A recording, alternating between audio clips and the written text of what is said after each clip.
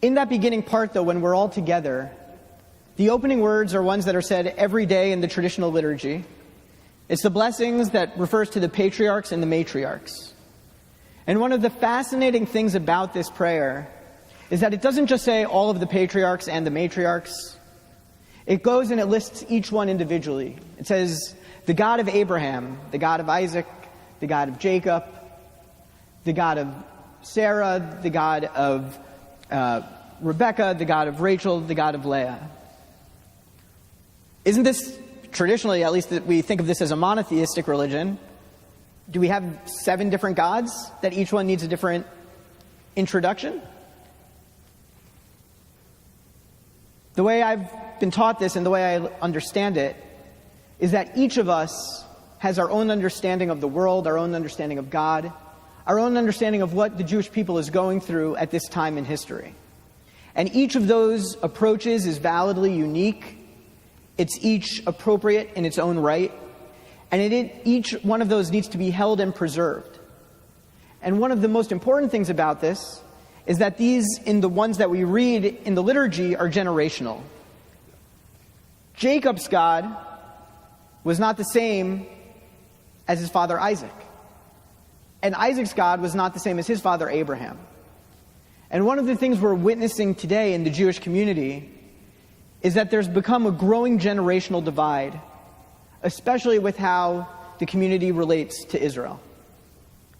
And what's happened is that a growing percentage of the younger community across Hillels, across the country, has been told that their understanding, their narrative of the Jewish state and how it works is not a legitimate approach. That somehow is outside of the fold. And this has created a lot of controversy. We've seen similar things around the Iran deal, around how people have approached the boycott, divestment, and sanctions movement. And the point is not necessarily which one of these approaches is right, but it's about how we relate to them, how we listen to the different voices, and how we recognize that each generation needs to be given the room and the space to grow, or else you can't have continuity. Because the God of Abraham would not have worked for Isaac, and Isaac's God would not have worked for Jacob. So as we think about moving forward, let's think about how we need to make space for each generation to develop its own unique approach to the most important issues that face us today.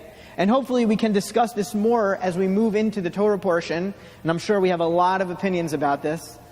But as we go from the communal to the silent, you'll have time, whether you're using the traditional liturgy in your silent prayer, or whether or not you're just meditating and reflecting, to think about what your role is in this narrative. What's your story? If you have children, what's the story of your children?